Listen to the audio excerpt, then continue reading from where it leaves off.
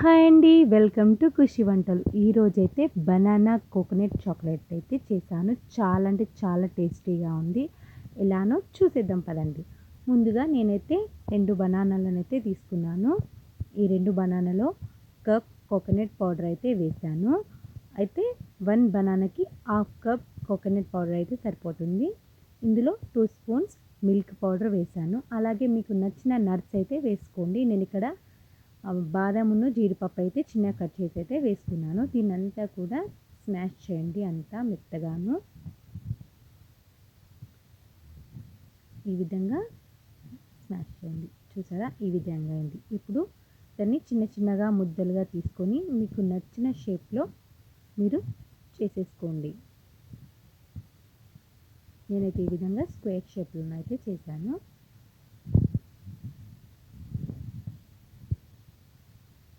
ఈ విధంగా అన్నీ కూడా చేసేసుకోండి.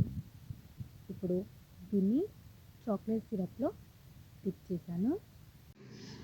అన్నీ కూడా ఈ విధంగా ఒక్కొక్కటిగా తీసుకొని ఈ విధంగా అన్నీ చేయండి.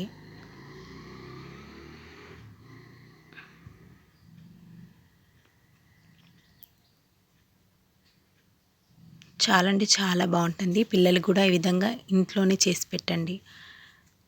ఇంకో మా పిల్లలు అస్సలు ఆగట్లేదు, తింటాను తింటాను అని చెప్పేసి ఏడుస్తున్నారు. అందుకే ఫుల్గా డ్రై కాకముందే తీసాను. మీరు మాత్రం ఫ్రిడ్జ్లో పెట్టేసుకొని పూర్తిగా డ్రై అయిన తర్వాతనే తీసుకొని తినండి, చాలా బాగుంటుంది. మా పిల్లలు ఆగట్లేదు అందుకని చెప్పేసి ఇచ్చాను. సో వీడియో నచ్చితే please do like and share and subscribe చేయని వాళ్ళు ప్లీజ్ సబ్స్క్రైబ్ చేసుకోండి. Thank you for watching.